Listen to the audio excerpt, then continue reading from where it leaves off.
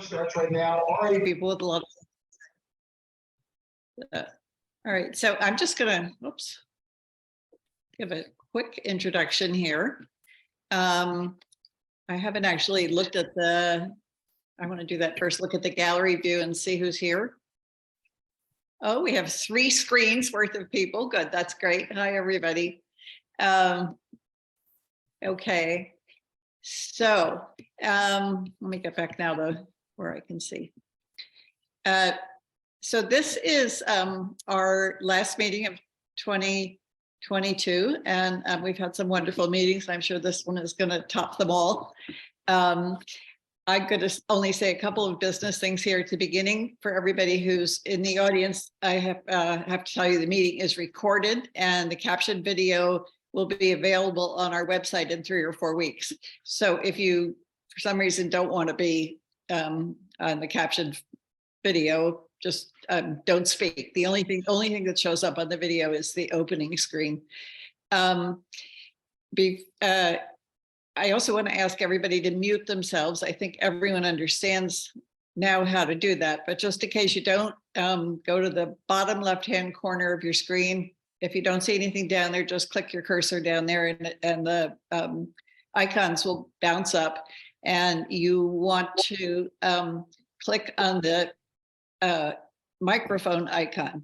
It should have a line through it, and that means you're muted. If you ask a question later, if you see people waving, that means that you've forgotten to unmute yourself. So then unmute yourself. Also, we like it if people leave their video on, because it gives more of a sense of community for us to be able to see each other. So please, if you can, leave your video on. We have 3 speakers tonight, 4 speakers. Actually, I forget exactly how many speakers, but because of this format, I'm going to ask that everybody reserve their questions until everyone has had a chance to speak. And then Kate is going to call on questioners, or I'll call on questioners, and we'll decide who's going to answer. If you want to ask a question, the best way to do that is to go on the reactions icon and click on it, and you'll see a little yellow hand.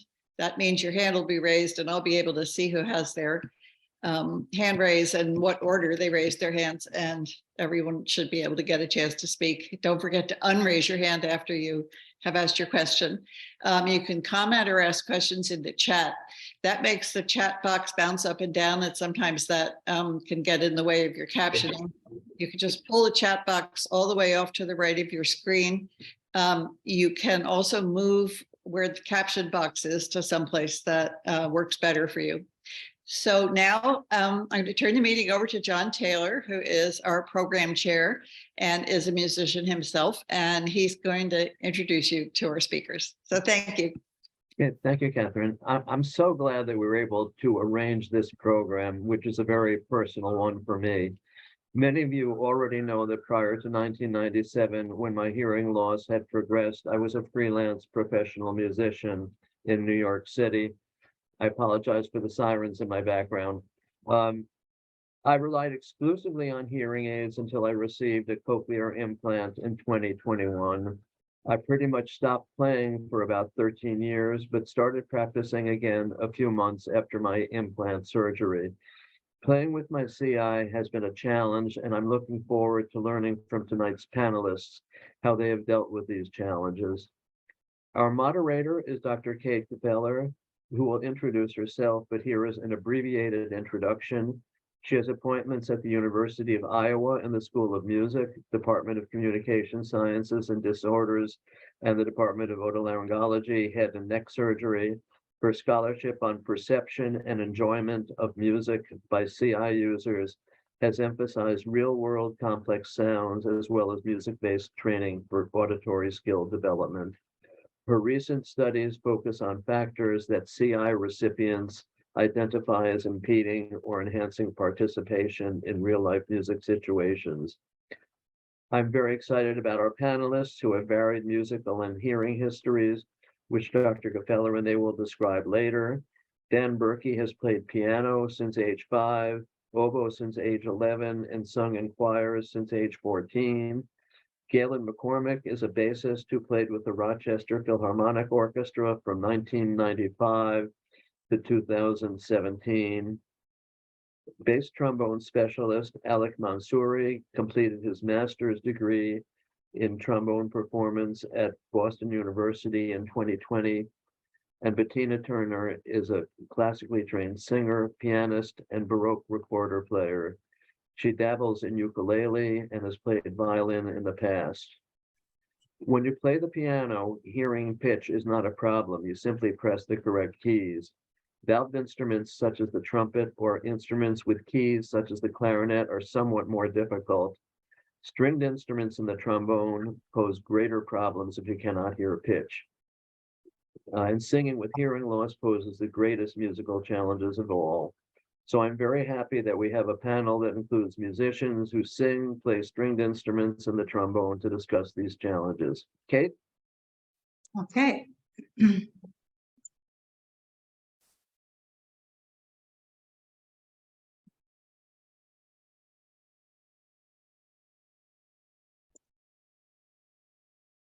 Okay, well, thanks to the New York City chapter for inviting us to talk about music and hearing loss. Oops. My name is Kate Gfeller, and I'm going to be the moderator for this panel of musicians who use cochlear implants. My interest in this topic goes way back. In 1983, I developed a music therapy program for children who use hearing aids. And that was the start of what would become a 40-year journey of clinical and research engagement, exploration, and interactions regarding music and hearing loss.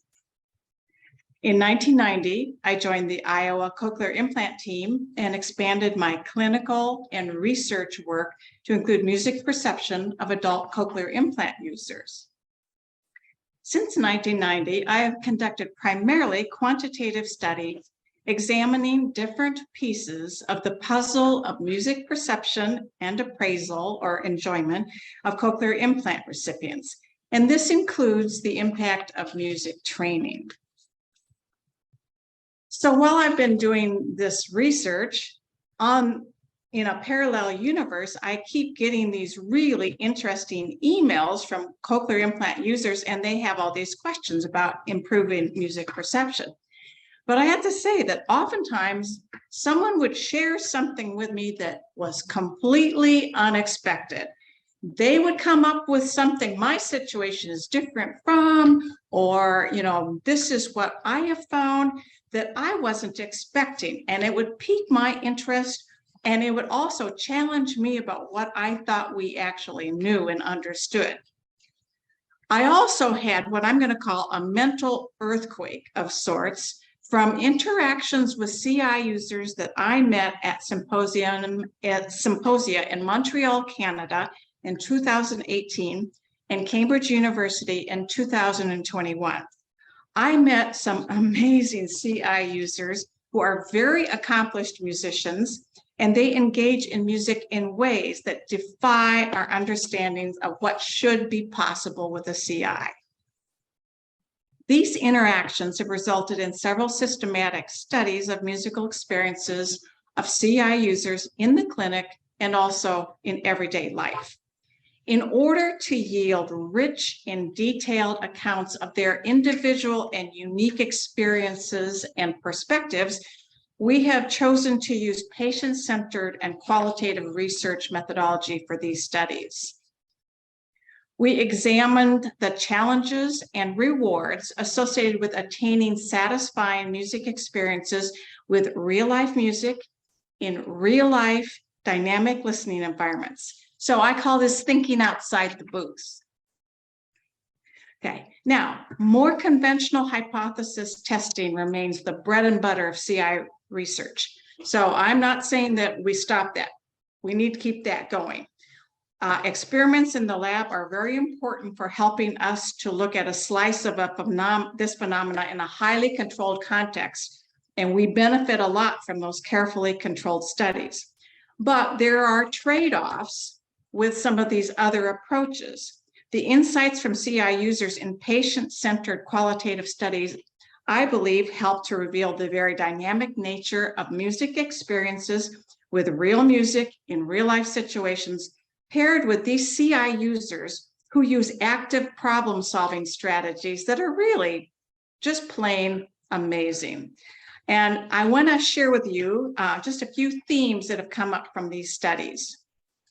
One of the things that has really been an important thing is, you know, the articles have a tendency to say that music is bad for CI users. Well, it depends. Music experiences are not good or bad in and of themselves, but it really depends more upon the changing circumstances of the music, the listening environment, and the listener and their personal experiences and so forth. Secondly, there's a lot of diversity among CI users, from music sucks to, hey, I can make this work. And one of the things that tends to be important for that group is that they are dynamic problem-solving people. They really take it on. They take on a challenge, but they've also had a lot of help. They've had days that really are not so good either. Okay, so it's not like everything's been rosy, and they'll talk about that. I think the thing that has been the biggest concern to me is that the current hearing healthcare system offers limited opportunities for music-centric CI and hearing aid users. I feel like basically they're sort of sent out there on an ice floe without a spear or a dog. You know, I mean, there's really not a lot of help that is out there for them. People are told to either suck it up or just go over it.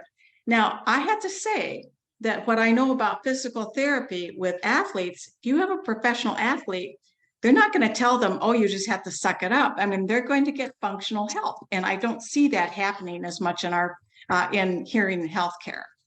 Okay, now in this lack of support reported by CI users motivated our lab to develop a new free online access resource for people with hearing loss, and also for audiologists who work with people with hearing loss. And so I certainly invite any of you to check this out. I hope that you might find bits and pieces of it helpful. But really, the primary thing that we want to cover tonight is another theme. And that is that CI users have told me the most helpful emotional support and strategic problem-solving approaches have come from other CI users. So for that reason, I'm extremely excited to introduce to you some amazing panelists who will expand on these themes that I've just barely covered and tell you about them in their own voices. And here's the process for tonight. So we're going to start with each panelist talking for about 12 minutes about their individual stories. Then we're going to have some panel discussion. We'll have a few brief music clips of these people making music, and then there'll be Q&A time. And now let me briefly introduce the stars of this program. Okay, Dan Burkee is classically trained in piano, oboe, and choral singing. And one of the things I'd like you to know about him is that right now he's working as a mover and shaker in the state of Wisconsin to try to come up with a kind of an interesting, what I'll say, groundbreaking program that make it possible to get better music-centric care for people with hearing aids and cochlear implants for music. Second, we will have Alek Mansouri. And Alek, what can I say? How many cochlear implant users do you know who have a master's in music performance and trombone, of all things? And he's a freelance musician. Okay, then we have Gaelen McCormick. And once again, how many CI users do you know who play a string bass? Okay, and she is on the faculty at the Eastman School of Music, which, as I'm sure you all know, is one of the main centers of music excellence in our country. And then we have Bettina Turner. And as John already talked about, being able to sing in tune is one of the absolutely most difficult thing for cochlear implant recipients. But there she is. Bettina sings with other people in choirs, and she's a piano teacher. So these people are amazing. So they're each going to talk a little bit about how music has evolved since they became implanted. they'll offer some strategies or tips, and then they'll talk a little bit about what their dream would be for changes in the field. And then after that, we'll have the panel discussion and so forth. So I'm going to kind of stop talking here, and let's have Dan share a little bit about his situation. Thank you, Kate. As was mentioned before, I'm a lifelong musician born to a musical family, and everything came early to me. Piano at age 5, oboe at age 11. I started singing in the adult church choir along with my parents when I was 14, and as an adult, I've sung in church choirs, barbershop choruses, barbershop quartets, until the onset of Meniere's disease. Meniere's started for me as a series of partial hearing losses going back to 1999, but I could still hear well enough to sing. And then in 2011, the bottom dropped out of my left ear, and in 2012, my right ear. And then the Meniere's vertigo attacks started in 2013. From that point forward, and I'll get back to this a little bit later, I've not performed in public since then. I got my first hearing aid in 2012, my cochlear implant in 2014, and I've tried, and I can play piano and keyboard, at home. I listen to music using either headphones, Roger Pen, sometimes just speakers, but I have better experiences with the headphones or the Roger Pen. But I've not been able to get over the hump and go back to performing. And that's kind of where I'm at right now. I still want to. So I'm going to be asking the other panelists how they did it. So moving on, 1 to 3 tips for new cochlear implant users. First of all, listen to music. Listen to more music. Listen to more and more and more music. Listen to the music that is familiar to you.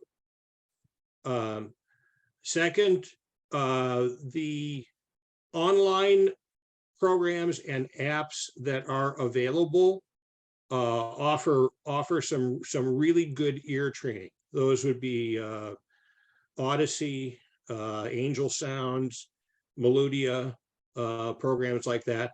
They're boring as hell, but they are worth going through. I was able to measure and mark some progress in my listening, and those were very, very important to me in the first 2 to 3 years after I was implanted. And third, learn how to self-advocate with your audiologist. Music training, music optimization is, as far as I know, it's not part of the audiologist's agenda. And as far as I know, there are no specific reimbursement codes for audiologists to focus on music. So if you need better music than you're getting now from your cochlear implant, you're going to have to ask for it. And ask at the beginning of a session, not at the end. The 1 to 2, there's one thing that I wish were available to musicians with hearing loss, as Kate alluded to. I have determined to put together an audiology clinic in the Milwaukee area where I live. For musicians with hearing loss, not just CI users, but hearing aid users as well. They don't have to be performing or professional musicians. It's anybody. It would be for anybody who wants to hear music better than they're hearing it right now. It's all in the conceptual stage. I've been planning, gathering research. My first expert resource was Kate, because of her experience and expertise in this area, but I put together a set of advisors, I guess an advisory panel, if you will, that also includes some other experts in the area in this field. including Adam Schwalge, Charles Lim, Ray Goldsworthy, Marshall Chasen, and Kerry Spangler. I found the audiology clinic that I use here in the Milwaukee area for my hearing aid is a nonprofit called Hear Wisconsin, and they have a number of different programs, really statewide, including a mobile audiology clinic. I have approached them and asked if they would be willing to host such a program, if I could put together the expertise, build out the program, and find funding for it. And they have said, yes, they are very interested. Get back to us when you have more. I've not gotten back to them yet, but that is my next step. More on this later, but I think I've spoken enough.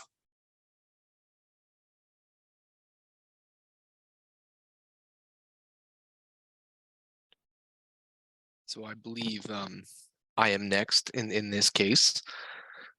So Dan, thank you very much. I think everything you said there, I actually wrote down a couple of things here just because I think it's worth reiterating twice. But hello everyone, my name is Alek, and I am the trombonist of the panel.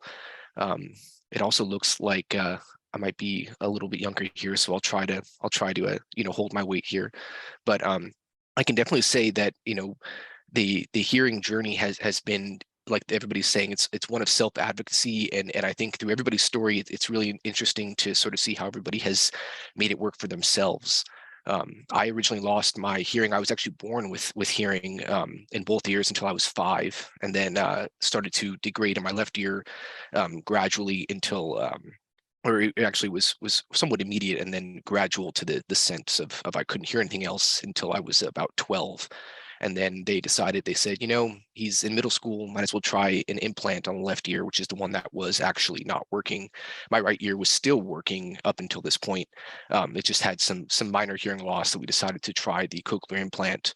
And it was a success. It did take, about a month or so to get things up and running. And then, about the time that I was heading to college, I was pretty infatuated with music. And so I actually encouraged my parents. I said, I really think if we're going to do the second implant, we should probably do that before I go off and start learning all this music stuff. And so we did it. And I actually went into college, and I consider this my greatest sort of advantage, was I actually went and studied music with a brand new implant, which looking back on it, was truly one of the most incredible things I could have done, because I was taking college courses on hearing. This literally was what I'm hearing half steps. I went through serialism, and I went through things that even as a person with normal hearing, they had trouble hearing. And I can see, I think whenever I look back on it, it's much like an athlete or a professional musician looks back on their sophomore, junior years, as like the time that you basically became ready for the rest of your life. And so I actually now work as the brass specialist at a music store, which is actually where I'm at. These look like cigarette boxes. They're actually reeds for the saxophone players out there and clarinetists. So I work here as the brass specialist, and I listen to people for a living. And again, I feel incredibly lucky to be here, because every day I truly feel like I am just learning more and adding more to it's like a library of sound. I really think, every day it goes back to this familiarity thing that Dan was saying. Anything that you can latch on to in terms of familiarity is important, and it's worth feeling that success when you like, oh, I know what that sounds like, I know what that is, call it out and be excited about it, because I think the more you can catch the familiar things in life, that's what people who can hear do. If you go into a professional improvisation class, they will literally say, find the first note you can continuously pick out of this line. Now you know the rest of them because you figured out one of them. There's only 12 notes that you can really play. So, it's kind of a funny joke in that sense, but I think it's really the familiarity of knowing what you're doing. To add to the app things as well, there's actually an app called In Tune that will gradually move two tones closer and closer together until you're basically hearing like microtones. And I will actually spend my off times just sitting here and listening to this, because it's a good practice to have. I mean, you're literally just hearing between two tones. And at first, I'm not gonna lie, it's really freaking frustrating. It sucks. And you're sitting there and you're like, that sounded the exact same. And then you play it again, you're like, oh, it wasn't quite the same. Let's do it again. It takes a little bit of time, but after a while, that you really are improving. And I think it's important to even take the times that you think you're not improving and really just say, you know, tomorrow is going to be another day. And tomorrow is another day for self-advocacy. I really can't, I'm sorry for sort of rehashing what Dan said, but I really think what he said about the self-advocacy thing is so incredibly important. I would actually not be at this job if I hadn't just been telling people about my hearing loss. And I think that's what we all can really sort of, no matter where we are on our journey, if we're just starting in the middle towards the end of what we consider to be like, you know, our most hearing ability, I really think that truly is such an incredible act that you can do for yourself. But I think that's really all I have for now about myself and what I'd recommend. So I hail my time to the next person. Thank you for listening.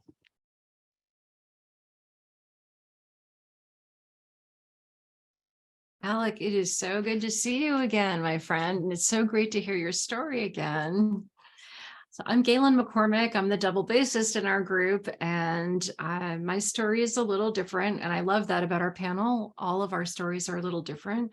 I had basically regular hearing up until my mid-30s, and then I started to present with Meniere's disease, which initially only robbed the amount of hearing I had, but then I started to lose the bass frequencies, and over time that ear did essentially go away. I had ultra high frequency hearing, which was quite painful when I would be on stage and I would hear like the tubist warming up, you know, back where I sit, I would be right near the tuba player.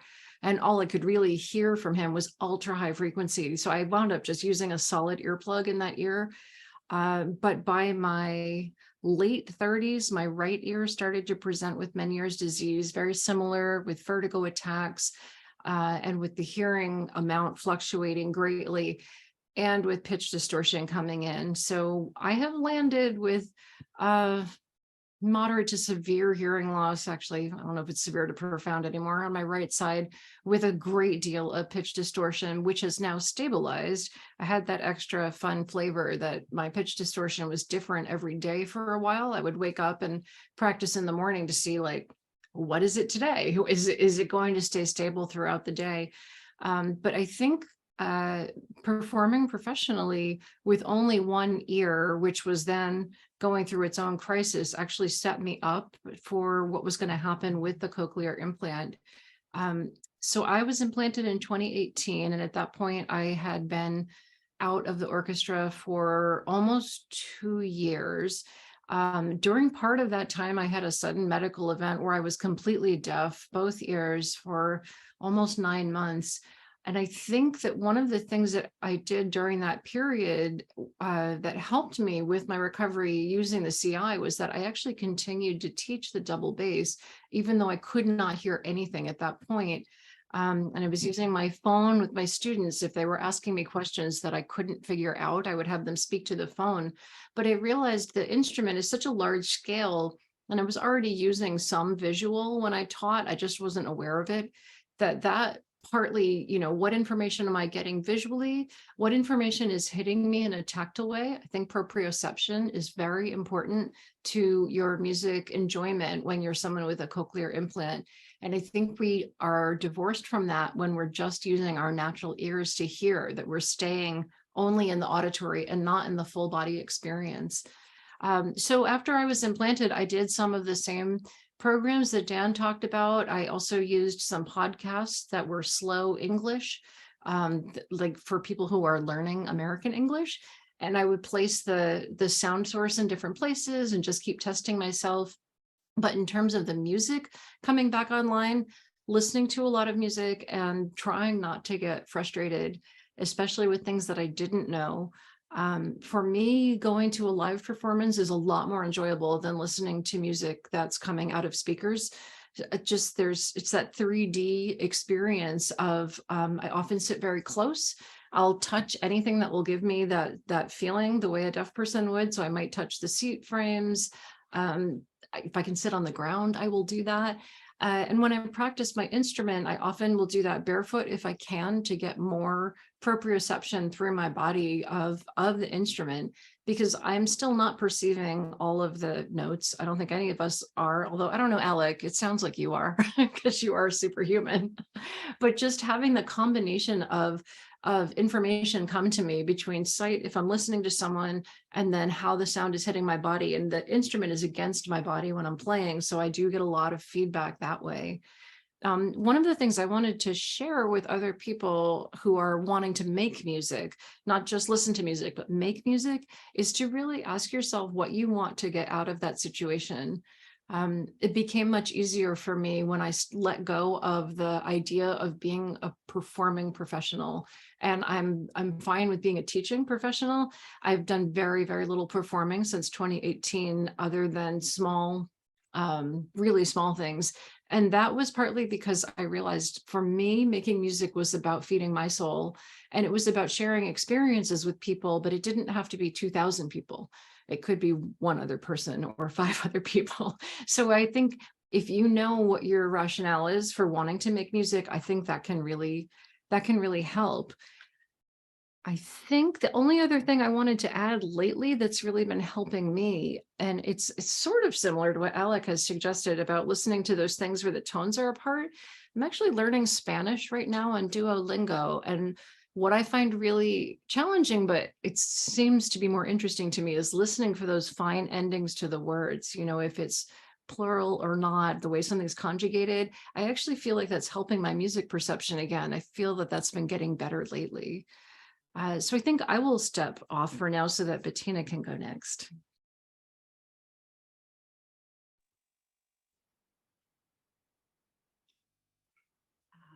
Okay, hi everybody. My name is Bettina Turner, and let me see how I can add anything to what has already been said. It's great to see everybody again, especially Alek and Gaelen, whom I already know. So that's like a little bonus before Christmas. So yes, I'm the one who plays everything and is master of none, however. So I'm in no way, I'm not a performing artist, never have been. I do have a music education degree in my background. I have not even been a piano teacher all my life, as it appears in the description. I opened a piano studio falling back on my music degree when I was in my 50s. So it's important to know that I had perfect hearing also for about my first 4 decades, and then my hearing gradually started declining for unknown reasons, like the typical ski slope hearing loss. It progressed to moderate and then severe, and I went to hearing aids and eventually the CI in 2018. I am in a way having still one foot in the hearing world, and I'm not typical because I have retained my really good low frequency hearing, and that also helps me with pitch perception. So it's unfair to compare me to people who have 2 CIs across the whole range. That is not quite a fair comparison, because I do have natural low frequency hearing. So I get to hear all the annoying sounds like lawnmowers, trucks, and jackhammers in their original state. It's and not that much else above that, unfortunately. So pre-implant, I had years of voice and piano lessons, sang in semi-professional vocal ensembles. I also founded and led a vocal group of my own that specialized in singing at bedside for people at the very end of their lives. And again, I had a small music studio out of my house teaching piano and recorder, and as a specialty, voice and musicianship for other choral singers, like teaching them to read music and to know what a repeat sign is in some basic vocal technique, which is very rewarding. And for fun, I taught myself baritone ukulele, but I'm by no means a master of that instrument. So the impact of hearing loss on my musical life, which was obviously, like for all of us, significant, it was very closely entwined also with my social life. So both of them really took a hit. I started to my hearing loss became more apparent in my, I would say, late 40s and early 50s. I'm now 67 years old. So, you know, I experienced pitch distortion singing, and choirs blamed it on the tenors and sopranos for just sounding horribly shrill and out of tune, until I noticed that it wasn't them. It was my ears that were having difficulty. And I struggled, of course, like most of us, to understand the director's instructions if I heard them at all. So eventually I had to drop out of those high-level semi-professional choral groups in frustration after struggling along for some years. And I didn't do that anymore. I had to put my hospice singing ensemble on hold, which I was leading, because the soft-spoken verbal interactions at the end of life situations had become too difficult for me, even with hearing aids. This is all pre-CI. And I struggled, obviously, with teaching piano, especially with children's voices and the upper range of the piano, where I could only hear clicks. So post-implant, I feel that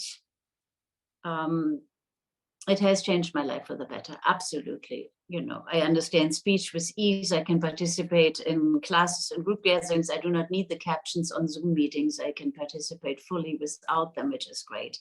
Music remains challenging. So to be clear up front, I don't really have any surefire solutions to offer to you, or great technical tricks or apps that will make it all better. My main experience is, and I do recommend that to everybody, is to do not stop.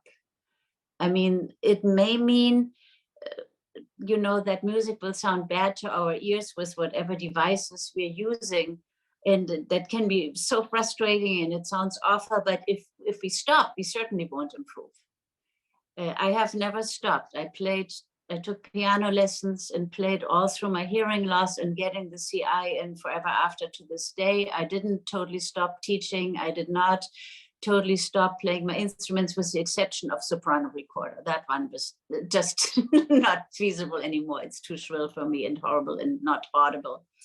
But, you know, much in the same way as you wouldn't stop speaking because your voice is hoarse and maybe not so pleasant anymore, right? Because you may still have something to say, and maybe your speaking voice will improve again over time, and that if it sounds bad and hoarse or scratchy or weak, you may still have something to say. So I would not say stop.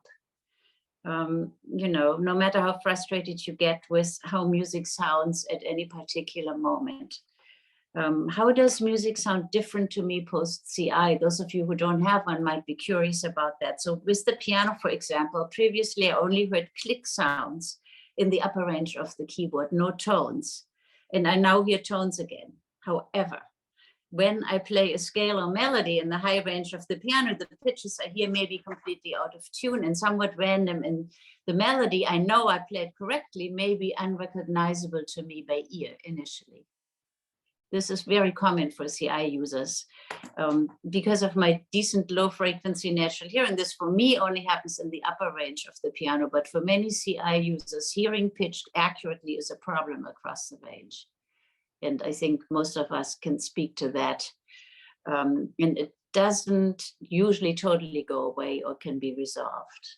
And I have attempted to train my brain by, I've spent much time playing scales at intervals, singing them, moving them down an octave or two where I can hear them better, then move them back up and telling my brain to please hear the correct pitch, please. For the most part, I wouldn't say that that has been very successful after more than 4 years. Sometimes I experience a small improvement, such as suddenly being able to hear a very high note correctly on a specific piano piece. And then I play a different piano piece and the same note is completely wrong again. So it did not transfer, you know, globally to music, that I now hear this pitch correctly. I had somehow trained myself to hear this one pitch correctly in this one piece, but it does not translate into other pieces. And pitch accuracy is not something that audiologists can do a whole lot about. It's not like they can program that at this point yet, and make it all better by how they map us. Mapping is what we call the programming of a cochlear implant. So we cannot at this point rely on that the technology will fix it. I have adapted my piano repertoire to this, so I don't play a lot of piano pieces that use the highest range a whole lot, and where the piece lives up there, I avoid those that, you know, have a lot of high passages in the repertoire. Other differences in sound, from my experience for piano, for example, is that all musical sounds, including piano, have additional noise in addition to what I knew is the correct sound, having been fully hearing for many decades. There is extra noise, and it's never, it depends, it varies from instrument to instrument, but it's never fully absent. For example, the piano sound for me has a percussive staticky overlay with each note. I call that the little snare drum. And I also have sometimes disturbing swirling overtone-like sounds that go on. I call that the frog chorus. And I have not been able to get rid of that. It's similar though to someone speaking to you in a not so pleasant voice. If I get absorbed in the music, or I get absorbed in the content of the music, and in making the music, I forget. My brain is able to tune out those additional noises that I do not like and that are produced by the cochlear implant. So the same is true for speech. If I focus very closely on the actual sound quality of what speech sounds like through CI, it still sounds robotic. But I forget about that most of the time, and voices sound natural in conversation because I do not focus on that, and I learn to tune it out. As a singer, again, I hear pitch accurately throughout my whole vocal range, which is less than the full range of the piano. Singing with accompaniment or in an ensemble continues to be challenging. On the plus side, I really understand the director again, as a rule.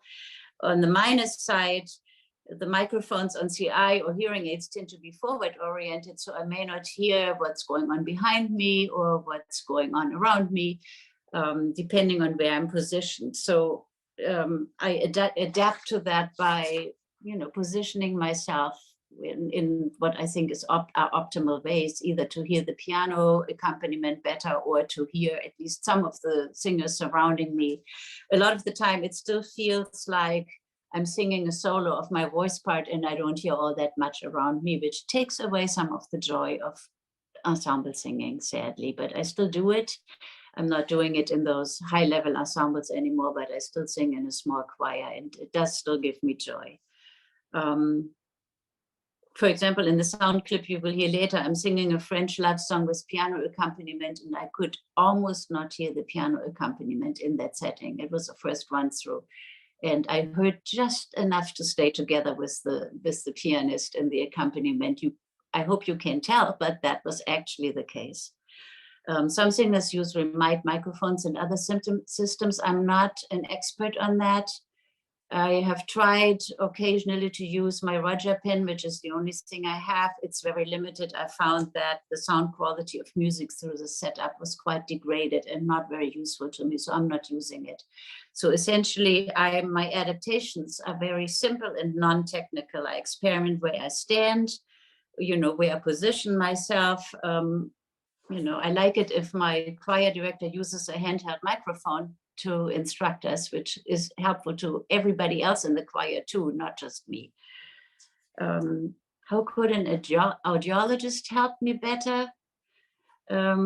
So far, I've had 2 audiologists since being implanted, and I'm meeting my 3rd one this next month. They've all been highly qualified and perfectly willing to work with me on improving my music perception, but none of them have had significant musical training. As a result, we just don't speak the same language, and the burden is on me to translate what I hear or would like to hear into terms my audiologist can understand. For example, I told one audiologist that one specific A flat on my piano sounded really rattly, sticking out in an unpleasant way, and I asked if she could adjust the electrode responsible for this frequency. I then had to help her look up what frequency this particular note on the piano represents by Googling a chart, correlating notes with frequencies. So we found it and she made an adjustment, but absent an actual piano, I could not test the result until I came home. Similar, if I comment that in a certain range, the interval of a fifth consistently sounds like the interval of a fourth, my audiologist may not understand what I'm talking about, and it's up to me to explain it in different terms that she can understand. So I usually bring, as Kate has pointed out, we are on an ice flow. I'm the one bringing the suggestions to my audiology appointments, usually what I've learned from other CI users on public forums. I have not had my audiologist making suggestions for me to try instead of the other way around. That would be nice. And as a singer and player of multiple instruments, my ideal would be to work on separate maps for each instrument, like one map for my singing voice, one map for piano, ideally tested on a good piano right in the audiologist's office, as I can't take an acoustical piano along to a mapping, and so on. Of course, if there was room for all those maps on my 5-channel CI, this would require multiple time-consuming visits. And it's possible that remote mapping in the future, which I know companies are working on, may have an impact on some of these issues and improve them for me. So I would love to have an audiologist who specializes in musicians. I may have to go to Milwaukee, it appears, Dan. But so far for me, that's a dream. So thank you very much for listening to me. Thank you. Thank you, all of you. So we have 4 short videos, I think. And David, are you playing them? Actually, we were going to have just a little bit of group discussion first, and then Okay. the videos. Recorded videos. Okay, sorry. Yeah. Over to you. So, so we are going to just spend just a few minutes before the videos, because we have some videos of people playing. I'd like to have the panel talk with each other. One of the things that Dan mentioned already, and by the way, Dan, I lost Zoom stopped for about 4 minutes and I missed out on part of your conversations. But I did hear Dan ask the question to the others, what helped you to get over the hump so that you could actually get with playing music and making music and feeling like it was satisfying? And I guess that's one of my other things. All of you have talked about it's taken a lot of time. We live in a silver bullet, get everything fixed right now society. And these changes are slow, and there are good days and there are unfortunately bad days. So along with that, getting over the hump, I guess I would like you to talk a little bit about how you get through some of the hard days and keep going, because you all talk about keeping going. How do you keep going, and how do you work on that attitude of changing what is meaningful for you? So would all the panelists open up their mics, and I'll let you talk. Let me, regarding performing, for me, part of it is a big part of it is a confidence problem. Okay, I don't feel confident in the sound, in the voice that I project, that it's gonna fit in the ensemble.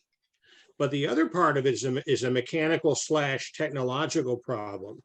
When I sing, what I hear almost entirely is my own voice, because my voice is closest to my microphones, and that blots out all of the surrounding voices. And when you're singing in any kind of an ensemble, but especially a cappella, you have to hear the other voices, because you're matching pitch, timbre, shape, tone, resonance, all of those, the timing of diphthongs, all that stuff has to be relative to the people around you. Okay, so technologically, mechanically, I'm interested in how others have solved that problem, as well as a confidence factor. I mean, I guess before we get too deep into it, I'll just say right off the bat, even for people who can hear very well, there are good and bad musicians. So like, I think the best way to go about it is like, it's okay to be a bad musician. I mean, like, we got to practice. Like, even Yo-Yo Ma had to learn his scales. Like, I really think I have encountered so many people who I sit next to them and they're like, yo, dude, you're sharp. I'm like, I don't know if it's me. I'm not going to be the one who with the implants to tell you that you're out of tune, but I might have to be the person with the implants to tell you that you're out of tune. Like, because one thing that we always think of too is sound is right or wrong. Sound is a living thing. It will forever be changing. I mean, I've been a part of performances where my trombone changed into, tuning in both ways, sharp and flat, like throughout the hour performance. I mean, it just sort of happens like that. So I think the biggest thing we can do is sort of with that confidence thing is like, it's kind of okay to bomb it. Like, I really think like that's the thing with musician. Like I actually have kind of made a rule of my first lesson with the student. I want to see what they do. I kind of want to see them fall flat on their face, playing something that means a ton to them. And I can do the rest. It's like, I think that's where the disconnect, at least when you're training a beginning musician too, is they're like, oh, I don't want to play until it's perfect. It's like, I'll tell you what, Yo-Yo Ma doesn't even think what he's playing is perfect. He truly has to convince himself. He's like, this is where I'm at right now.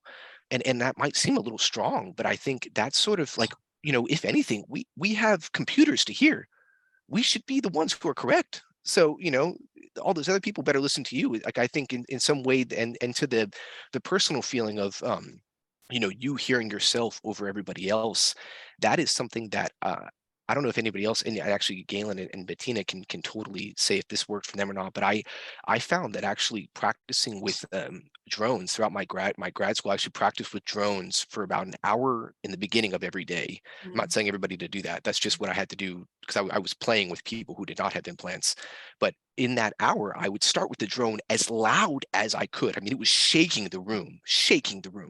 And then I would slowly turn it down. And it's that familiarity concept. After a while, I can always pick out where that is. And at first, like, I'll even say to the first 5 minutes that I put on my implants, everything is like super loud and aggressive and kind of like I kind of calming my body down. And you're like, calm down. We're just hearing the morning, like the air conditioner's on, chill out. And so I will back off at this point. But I think that's sort of, if anybody else has sort of something to add to that too, of that whole process. Yeah, I think one of those things is that I used to be this little alpha choir singer, right? I can sight sing perfectly. I would always be the lead. I would hold up whatever section you put me on. I'm not that anymore. I'm much more humble. I do occasionally sing a little out of tune and didn't notice it. And I accept that somebody says, hey, bring that pitch up, and that never used to happen some years ago, but it does happen now. I'm not that little alpha arrogant singer anymore, even though, as Alek said, a big part is still that I'm very well prepared. I do make sure I'm very well prepared. And I know Alek is like superhuman in how much time you spend in preparation. And I have heard that from you on other occasions. So I probably, maybe not quite as much as Alek, but I do work in order to make sure I know my part codes, whatever it is, and I'm ready. The other part about performing, how do you get over the hump? For me, there wasn't a very big hump because I just kept doing it. I never dropped out of choir. So as you have, I still kept my church choir at least going. I didn't drop out of piano lessons. So there at some point was a recital. I took voice lessons again at some point until the pandemic kind of killed that temporarily. And there was a recital, which is where you see this amateur clip that somebody just quickly took with their phone. Those kinds of things, it would be harder if I had totally stopped like you have to get back in it. But I think the permission to be just an okay musician and not this really great one anymore, if you ever were, maybe you were, then that Alek has a really good point there. It's totally okay to just be part of it. And accept that we are not the best, maybe not anymore if we ever were. And I never was, but if we were. I kind of think about this attitude, and I don't know how you guys will feel about this, but I feel like with any kind of loss, there's a period of adjustment and coming to terms with what this means. My husband had a stroke a couple of years ago. He was an All-American athlete. He is now a different athlete from what he was. And his progress has been very, very slow. But I think that both of us have really grown as human beings as a result of him going through this process. And I just want to tell you that watching him go through the rehab process with his stroke, I think has opened my heart and my mind a little more to what cochlear implant recipients go through when they are training to get their music back.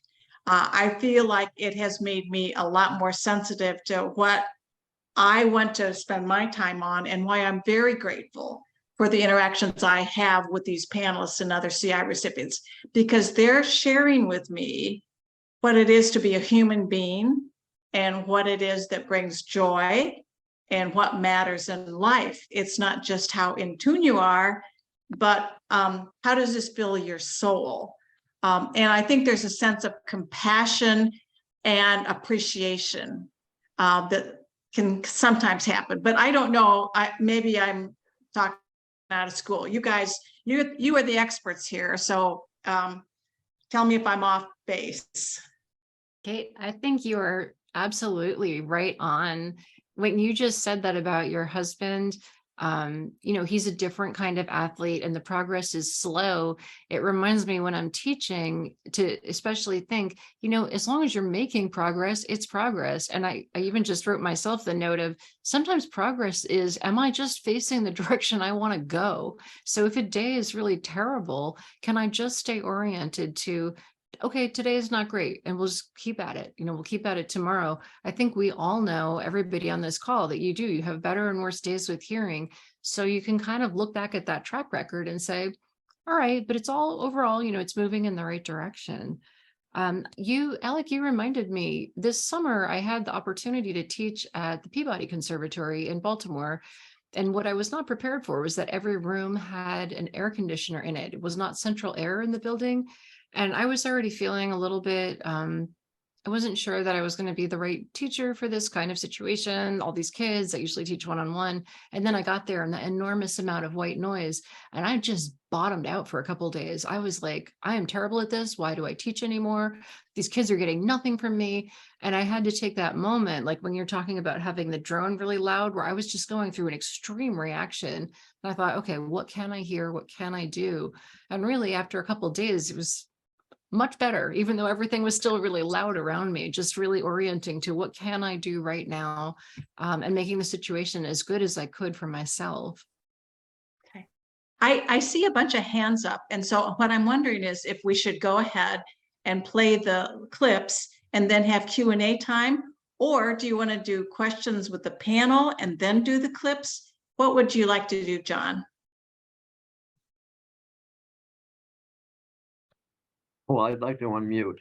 I think let's hear the clips and then go to the questions. I think we really want to hear the clips. Yeah, Nancy Collins just said it's clips, so we don't run out of time.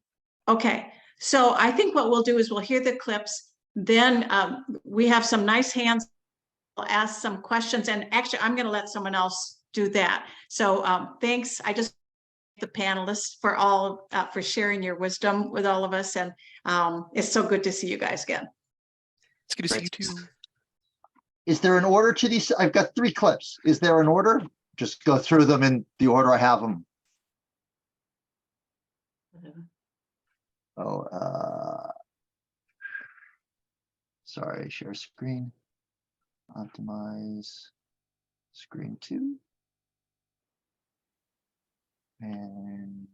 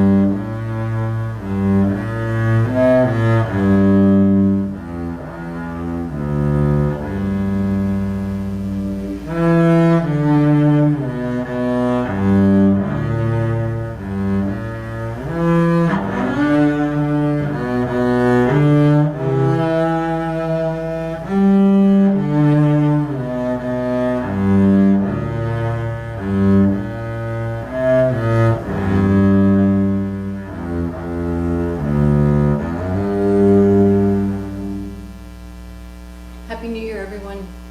For those of you that know me, you know this is a pretty rough year for me. I lost my hearing mostly, but there's been some pretty awesome changes too. And I'm actually getting back to playing, but not performing. And I'm pretty stoked about resuming the video series that I started a couple years ago, and picking up some different pedagogy projects. I started composing, of all things.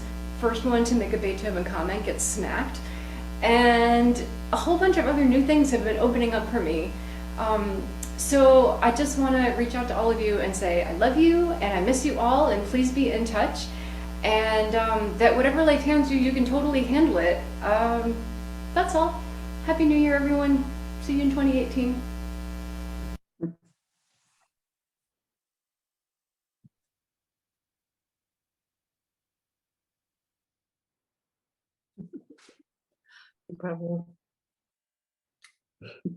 Many thanks to all of you for those beautiful performances.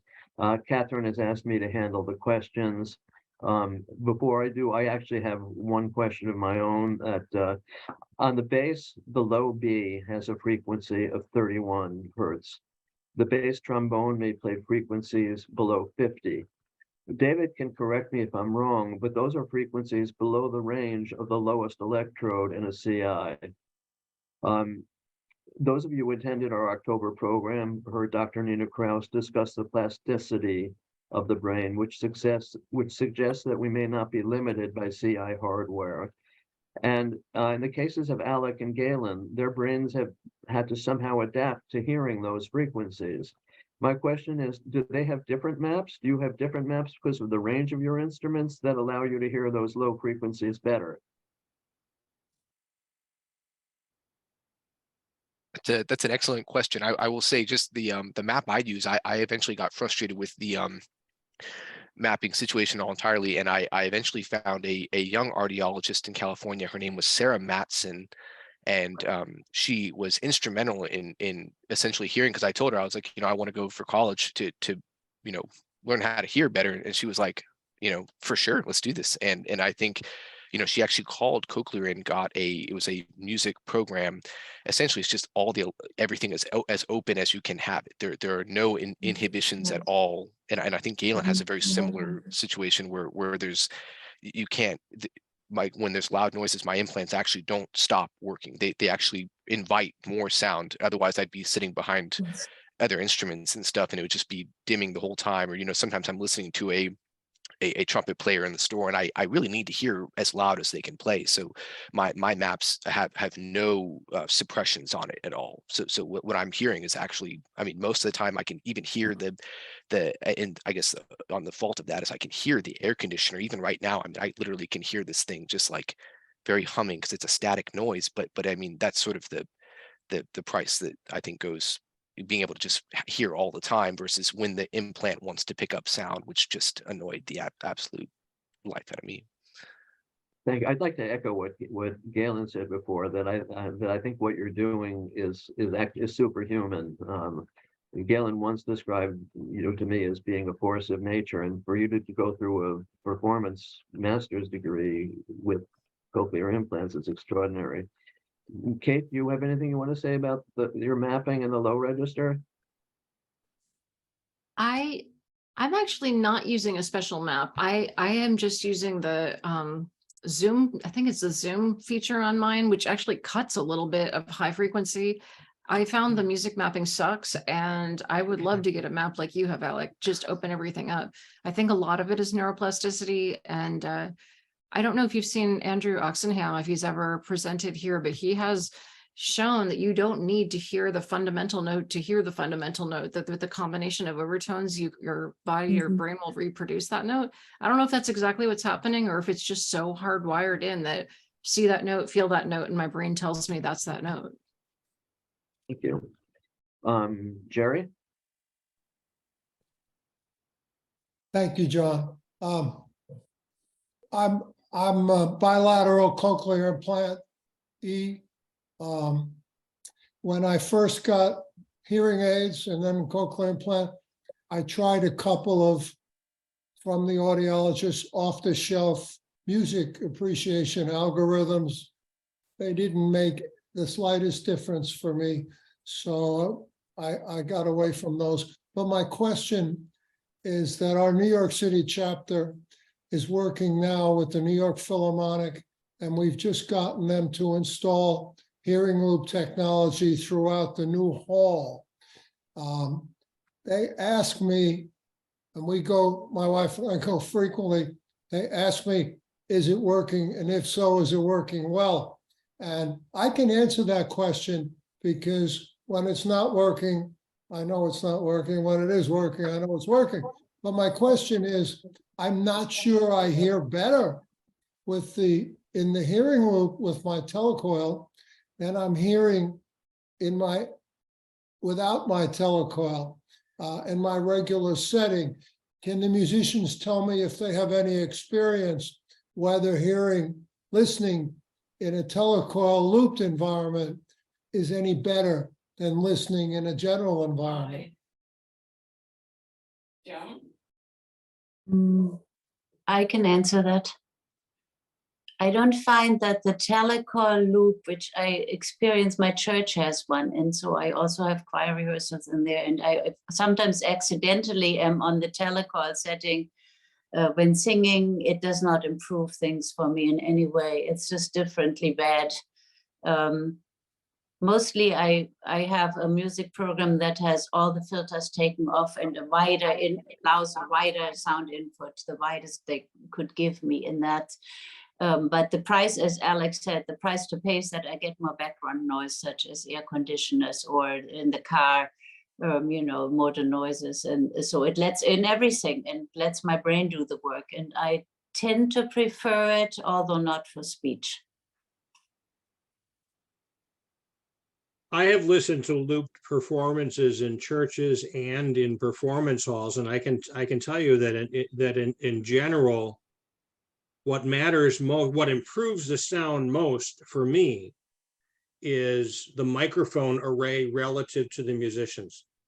Okay, if they are those ceiling suspended omnidirectional microphones, they're going to pick up the sound, the primary sound from the musicians, but they're also going to pick up every bit of echo and reverberation in the hall, and that destroys the quality of your sound. If a microphone is right in front of a musician, that's the best sound that I get.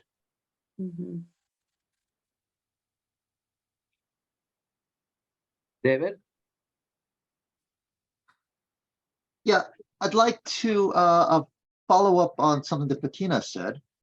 I was very interested in pitch perception. I was curious if there are particular frequency ranges where you thought you have either better or worse, either pitch accuracy or pitch stability. I'd love to hear from the four panelists, but also any other musicians. If you want to chat, I would love to hear what you have to say.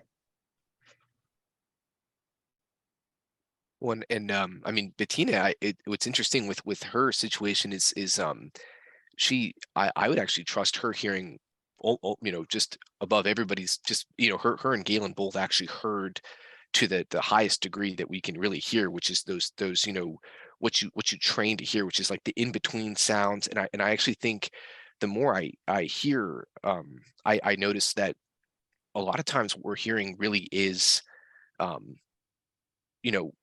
unrecognizable overtones. At least that's what I want to call them. I'm inclined to think that I'm hearing things that other people have filed away really quickly. It's like most of the time when I ask somebody who plays really in tune, how do you play in tune? They're like, oh, you just don't know that I play out of tune because I adjust so quick. And I'm like, oh, fair enough. I'll take that. So I think in this case too, for the pitch accuracy, and I noticed it the most in that high register, which is why I stuck to bass trombone. I could really feel if I was in tune a little bit more. I could play that register because I was just so familiar with it.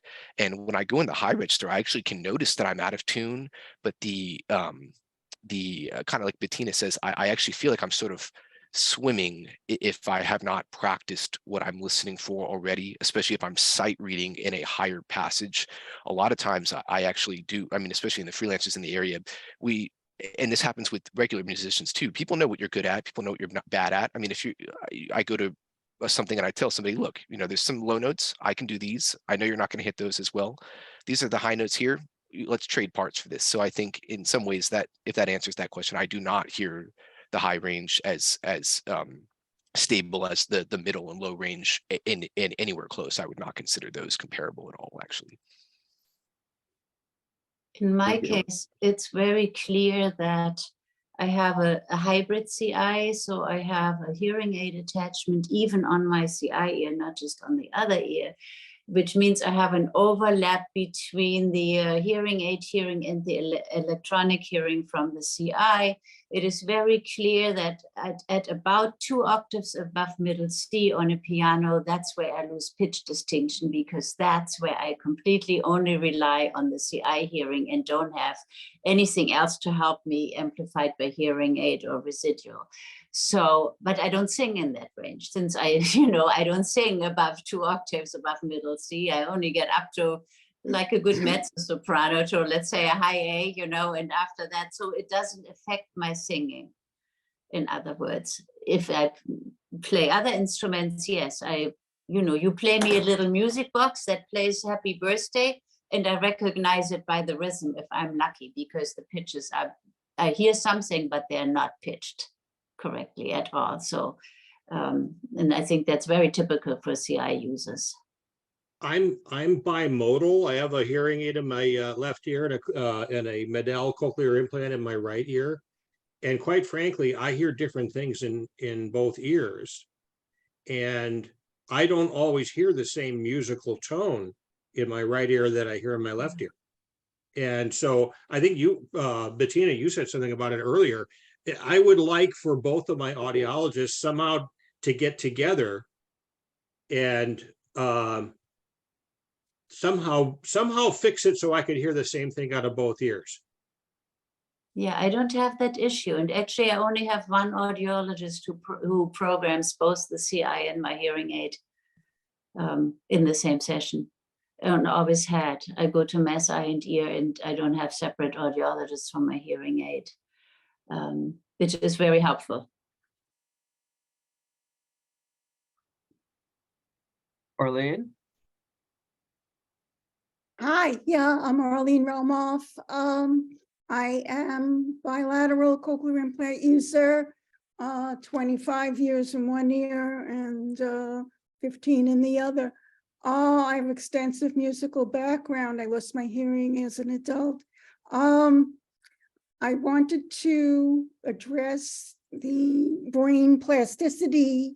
I wanted to describe an experience I had and let you figure it out. It wasn't playing. I played the piano. I was an oboe player in high school. I went to the High School of Music and Art in Manhattan. My parents were professional musicians, teachers, so I have a very broad musical background. Okay, I really have not done much performing or playing. I play the piano, but I've been doing much more listening than playing. And I decided to go to the opera, the broadcasts into the movie theaters, and I had been doing that before the pandemic hit. So I'd be sitting there for hours listening to opera, and that was very good. Right before the pandemic, my friend took me to the Metropolitan Opera, and I had never been in that performance space before. We were in the dress circle, okay? The overture began, and this is what I want you to figure out. My heart sank because the volume of the orchestra was not enough, but it was way down there. I had never been so far away from the music. I figured I'll just wing it, whatever, because opera is visual and whatever. Well, after about 10 minutes or so, the overture, not because of the music, but everything started to come closer to me. It got closer to me, it got louder. And then after about 15 minutes, the instruments started to separate, and I'd hear certain instruments in one ear and the other ear. In other words, there was all the instruments started to become individual. Okay, I had changed nothing in the settings. It was just me sitting there. And I'm telling you this because it became this amazing sound that when it started I was disappointed. I mean, it was like I could barely hear anything. And I knew opera, I knew orchestras. And yet I'm telling you, because of my brain figuring out, oh, you really want what's 50 feet away now? You always don't want me to bring you that sound. And now it did. This is my brain on music. And I just thought you would appreciate this, because I was beyond, it was a brain thing, a total brain thing. It changed. You really do want what's down there, and it brought it to me. Arlene, thank you for that. We are starting to run out of time, and I'd like to give some other questioners a chance. Ruth? Absolutely, thank you. Ruth? I'm a non-musician. I listen. I have one implant and one hearing aid. My question is, which headphones should I be using? Which what? Does anybody have an answer for that? Could somebody? I missed what should she be using? I missed the word and I didn't see What the headphone? What headphone would be good for listening to Headphone. music? Any takers? I personally use Bose headphones over the ear headphones, which have given me the best result of all I have tried. I haven't tried a whole lot of different ones. I like those and I use them, and I find that they go right over my devices and do enhance my music hearing somewhat. And not just the I think, over the ear for Sony and Bose are both extremely, they're audiophiles who work in those companies, so they really do care a lot about the sound. But I would say on top of that too, using, and most even amazingly, streaming software actually has, if you can find the sound equalizer. I know this is kind of a outside of the thing here, but in Spotify, for instance, there is a part where you can actually change how the levels are coming through depending on what genre of music you're listening to. And this is actually what I've worked with a sound person at the store before, who has sort of changed my headphones to sort of work for my implants, and we find that it actually does a very similar thing to if you can find the sound equalizer aspect of something. Sometimes just typing it in the help bar can bring it up, but that can be helpful too. Thank you, Alex. I'm 89. I need to find that kind of a guru. Thank you, Ruth. I want to make one other suggestion, John, and that is that somebody put a list together of audiologists who understand all of this. Thank you. Okay, if anybody wants to nominate people for that list, please let us know. Sam?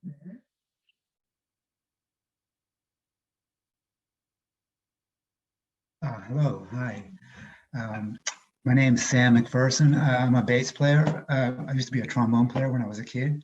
I'm not a professional musician, but a pretty avid musician. I play in a community orchestra. I play jazz. I play in a rock band. I have bilateral hearing loss. I wear hearing aids. My right ear, I have an acoustic neuroma, and so my right ear is worse. My left ear is better. I probably will lose my hearing all the way in my right ear eventually, and so that I've been told that eventually I will be a candidate for a cochlear implant because my auditory nerve is still intact. So I just want to say thank you for having this program. It's been really eye-opening or ear-opening for me. I just wanted to just something Alex said about getting that in the cochlear implant. He's got a program where it's opened up. I asked my audiologist. I have an audiologist in New York City because I was having trouble when I go to the orchestra and the trumpet would be playing, but my hearing aid on the regular setting would be chopping that sound down to something strange, which I couldn't. It was bizarre. So anyway, I asked my hearing audiologist, and she opened up. She gave me a program that's for music, for playing music, not listening to playing, and it's really wide open, and I can hear much better. And I know that when I play the piano and to check notes, because I thought. Sam, can I interrupt? Is there a question here? Because we're really running out of time. My question, I really just wanted to point out for people that wear hearing aids is that you can get them adjusted to play music. That's my point. Okay, thank you. Thank you. Thank you. We are running out of time. I would ask that the other people, we don't have time for any more questions. If you want to type them into the chat, possibly we can get answers for you. So thank you for that. And Catherine, you have some announcements. Catherine? Yeah, I'm sorry, I had to unmute myself. I just have a couple of things to say. First of all, this has been a completely fabulously wonderful program, and it will be available recorded. We can all go back and listen to it again, and that takes about 3 weeks. We also have some really interesting questions in the chat, as John mentioned, and we'll try to share those with the speakers. If any of you want to take a quick look through before this is over in 2 minutes, see if there are any questions that you want to have answered. I also want to move on to our January meeting. It will be on January 17th, same time, 6 to 7:30. same place, Zoom. And it's the meeting that is really basically just members talking to each other. We always in the past did this in January because we couldn't count on getting a speaker to be able to show up because the winter weather in January in New York is so bad. So keep your eye open for emails from the Hearing Loss Association to get information about that meeting. And now I just want to say that John has one last thing to say. And after John finishes, that's the end of the meeting. So thank you very, very much, everybody. So thank you, Catherine. David has a brief video that I made. This is our final meeting in 2022, and we will not see each other again until 2023. Before we all leave, David will play a short video adding to Galen's season's greetings to our HLAA friends. When I recorded this, I didn't know that Gaelen would be performing Auld Lang Syne. The song actually has 6 verses. No need to worry. I will not be playing 5 more verses. I'm just adding a second verse to Galen's beautiful rendition. So Happy New Year to all. And David?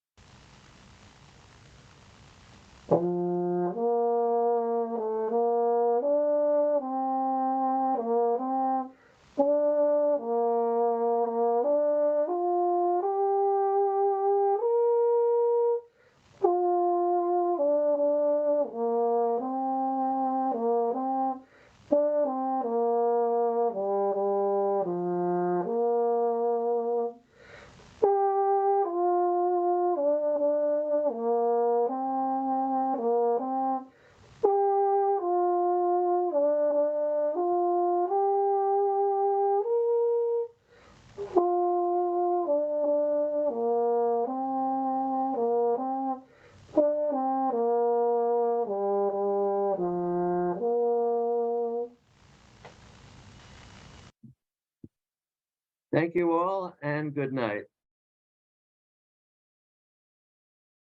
Thank you, John, and thank you, everybody. And particularly thanks to the panel and to Kate for having done all of this. It was terrific. All of you were wonderful. Bye. Goodbye, all. Happy New Year. Bye.